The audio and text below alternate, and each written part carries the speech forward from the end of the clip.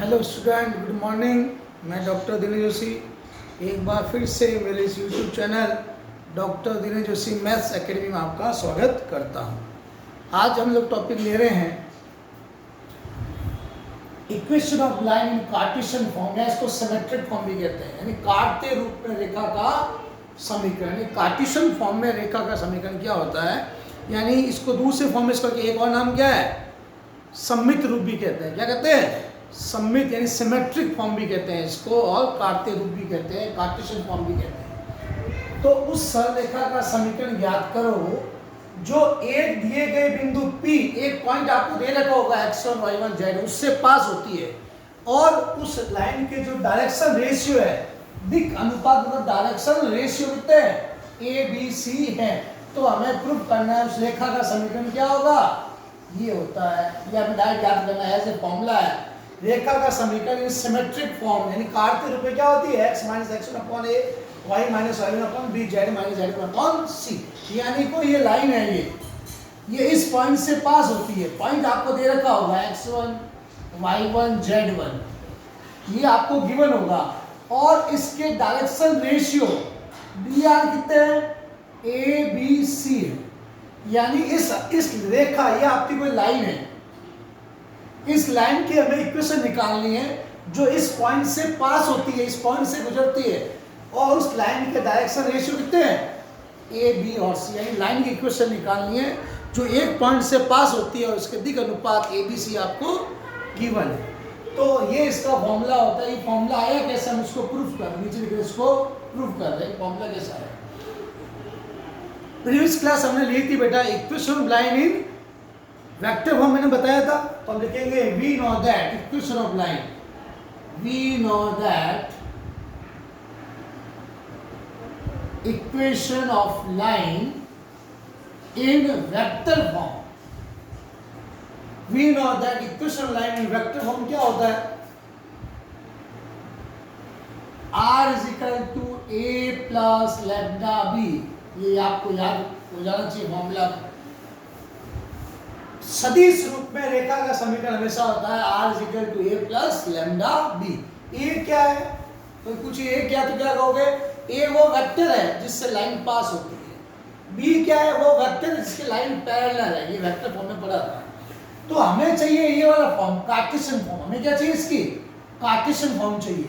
तो मैं इस लाइन को कन्वर्ट करूंगा इन कार्टेशियन फॉर्म, है ना। तो इसे काटते रूप में बदलने के लिए पुट करेंगे, लेकिन इसे कार्तीय रूप मतलब कार्टेशियन फॉर्म, कार्तीय रूप यानी सममित रूप भी कहते हैं इसको, सममित रूप यानी कार्टेशियन फॉर्म, सममित रूप में बदलने के लिए इसको हमें कार्टेशियन फॉर्म में बदलना है। तो मैं क्या करूंगा, पुट r का हमेशा पोजीशन वेक्टर क्या होता है, x i cap y j cap plus z k cap. r की जगह हमेशा ये पुट कर दो। इस a की जगह क्या रखोगे, a आपका a वो होता है जिससे गुजरता वो पॉइंट है। ये कौन सा वेक्टर है, जिससे लाइन गुजरती है, मतलब पॉइंट हो गया ये आपका, ये आपका a ही तो है, ये वाला। यानी x1 i cap y1 j cap और z1 k। और वेक्टर b की जगह क्या पुट करोगे, वेक्टर b हमेशा होता है जिसके पैरेलल मतलब उसके डायरेक्शन रेशियो होते हैं। यानी a i cap plus b j cap और c, ये हम लोग वेक्टर a की जगह पुट कर देंगे, a i cap plus b j cap plus c k cap.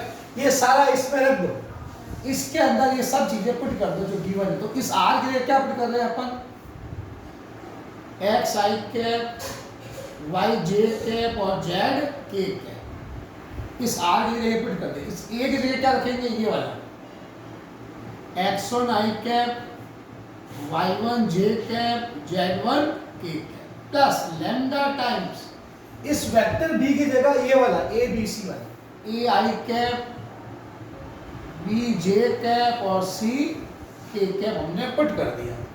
तो ध्यान देना, x i cap y j cap और जेड के कैप, इन दोनों में से आई, इसको इस आई को उधर भेजो, इन सबको उधर लेके आ जाओ।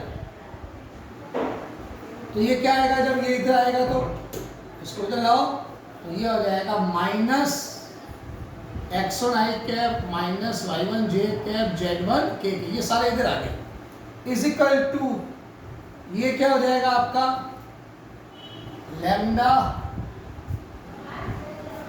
लैम्डा आई कैप बी जे कैप और सी के कैप, हमने ये पुट कर दिया। यहां तक नोट कर लो जल्दी से।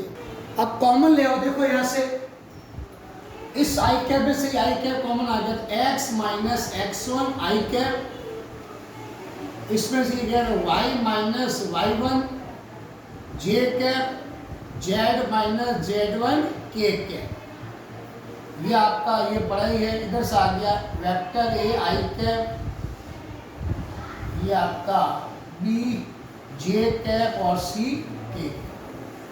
अब दोनों तरफ हम लोग आई जे और के कोएफिशिएंट की तुलना करेंगे, यानी दोनों पक्षों में आई कैप जे कैप व के कैप के गुणांकों की तुलना करने पर, यानी कंपेयरिंग बोथ द साइड, इसके आई कैप और जे कैप के कोएफिशिएंट की कंपेयर करेंगे, तो लिख देंगे we comparing i coefficient of i cap j cap and k cap both the side. तो यहां से क्या आएगा, इधर आई का कोएफिशिएंट कितना है x माइनस x1, इधर आई का कोएफिशिएंट कितना है लैम्डा आई, इधर जे का कोएफिशिएंट कितना है ये, इधर कितना है b लैम्डा, इधर z माइनस z1 ये c, और यहां से क्या आ जाएगा लैम्डा, यहाँ के का क्या है लैम्डा सी हो गया ना। इस ए को इधर ले आओ, x minus x1 upon a is equal to lambda, y minus y1 upon b lambda, z minus z1 upon c lambda. इसको दे दो equation number first second third, from first second and third, from equation first second and third we get. अब आपको देखो यहां से इधर ये वाली साइड ये भी लैम्डा के इक्वल है, ये भी लैम्डा के इक्वल है, इसकी वैल्यू भी लैम्डा के इक्वल है, इसका मतलब तीनों आपस में इक्वल है, तो from first and second and third तीनों को आपस में इक्वल कर देते हैं। तो x माइनस x1 अपॉन ए ये आएगा, यहां से y minus y1 upon B z minus z1 upon C, ये हमने एक इक्वेशन निकाल ली लाइन की किस फॉर्म में, इन सिमेट्रिक फॉर्म, सममित रूप यानी कार्तीय रूप यानी कार्टेशियन फॉर्म में लाइन की इक्वेशन हमेशा ये होती है, जहां पर आपको हमेशा ध्यान रखना, यहाँ पूछेगा x1 y1 z1 क्या है, x1 y1 z1 वो पॉइंट है जिससे लाइन गुजरती है, ABC क्या है उसके हमेशा डायरेक्शन रेशियो लिख देंगे, जहां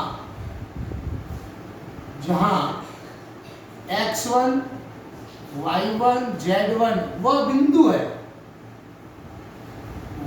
बिंदु है जिससे रेखा गुजरती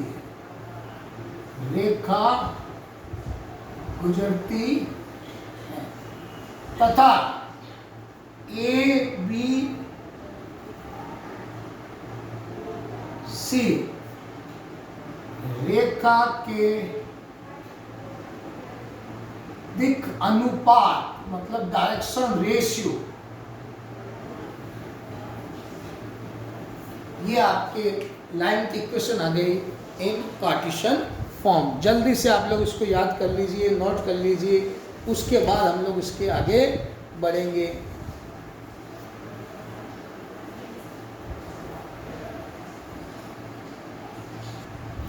हाँ बेटा, नेक्स्ट हम लोग ले रहे हैं दो बिंदुओं से गुजरने वाली रेखा का समीकरण, इक्वेशन ऑफ लाइन, दो बिंदुओं से गुजरने वाली रेखा का समीकरण, equation of line which passes through 2 points. अगर आपको 2 पॉइंट दे रखे हैं, यानी अगर आपको एक पॉइंट दे रखा हो और साथ में डायरेक्शन रेशियो दिए हुए हो तो हम लोग जानते हैं रेखा का समीकरण क्या होता है, x/x1/a, y-y1/b और z-z/c पहले पढ़ चुके हैं पार्टीशन फॉर्म। और अगर बात करते हैं वेक्टर की तो ये भी हम पढ़ चुके हैं a + λb। इन सब में एक वेक्टर होगा और एक पॉइंट होगा तो ये लाइन इक्वेशन होती है। इस बार अगर आपको एक पॉइंट नहीं दे, दो पॉइंट देते, क्या देते कि दो बिंदुओं से गुजरने वाली रेखा का समीकरण ज्ञात करो, तो हम लोग सबसे पहले लेते हैं सदिश रूप यानी वेक्टर फॉर्म में क्या होता है, उस रेखा का सदिश समीकरण ज्ञात करो जो दिए गए दो सदिश ए और बी से गुजरती है। मुझे दो वेक्टर ए और बी से पास होने वाली लाइन की इक्वेशन निकालनी है, यानी to find equation of line which passes through the two vectors a and b. तो देखो इधर दो वेक्टर आपको दे रखे हैं, ये आपका ए वेक्टर है, ये ए वेक्टर, दूसरा आपका ये कोई बी वेक्टर हो गया।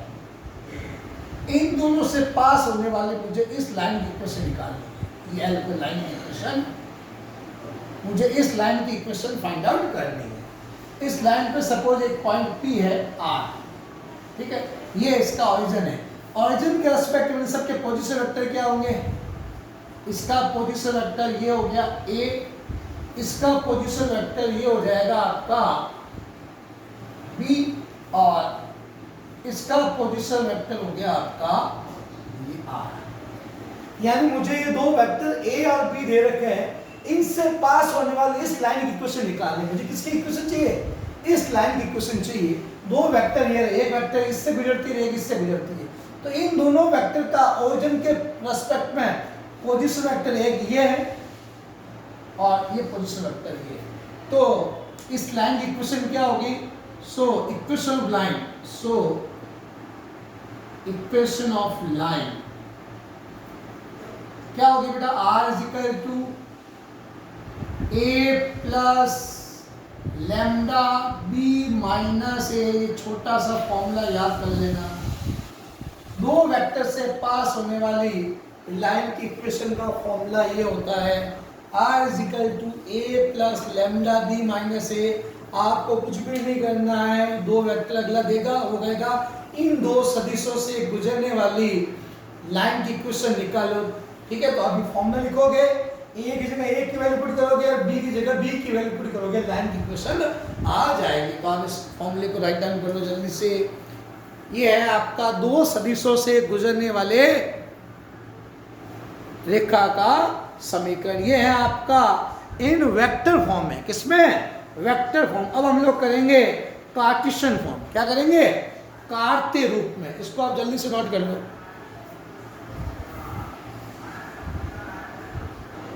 हाँ, नेक्स्ट बेटा अपना है लाइन की इक्वेशन निकालनी है, वही जो दो पॉइंट से पास होती है। वहां पहले था वेक्टर फॉर्म में दो वेक्टर दिए हुए थे, अब कार्तीय रूप ले रहे हैं। कार्तीय रूप तो सममित रूप यानी सिमेट्रिक फॉर्म, कार्टेशियन फॉर्म में लाइन की इक्वेशन क्या होती है। इस बार आपको दो पॉइंट दे रखे होंगे, तो यहाँ लिखते हैं उस रेखा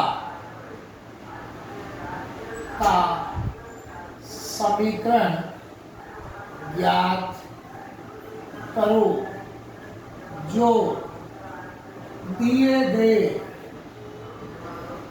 दो बिंदुओं Px1 y1 z1 तथा Q x2 y2 z2 से गुजरती है।